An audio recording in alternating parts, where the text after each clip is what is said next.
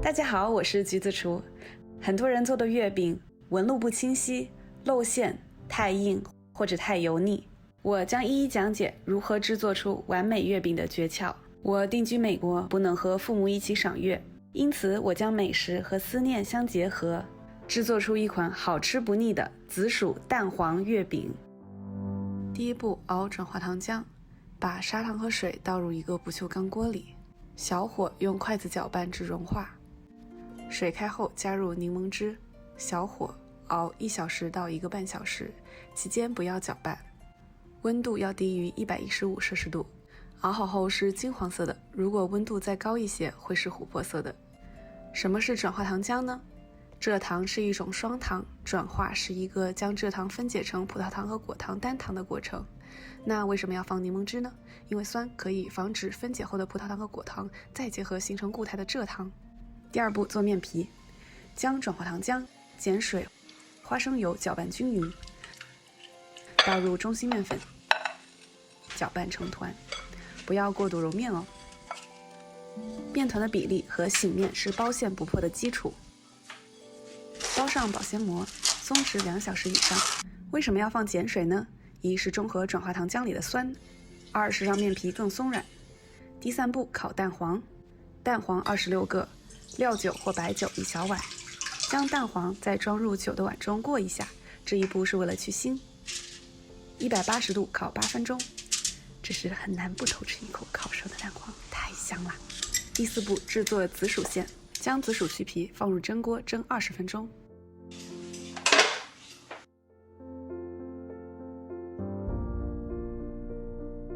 将紫薯、糖、肉桂粉、盐、植物油放入不粘锅内，小火捣碎。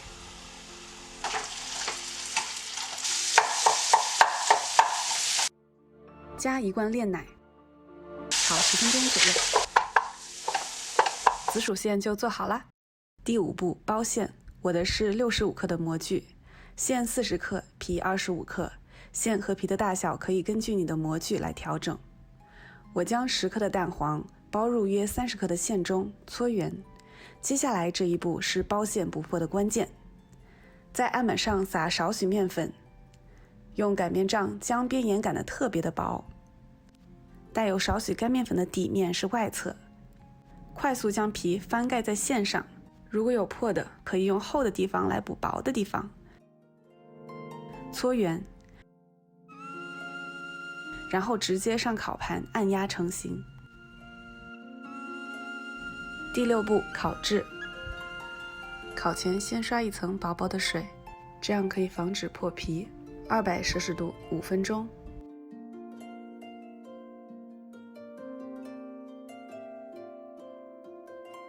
刷第一层薄薄的蛋液，170摄氏度再烤5分钟。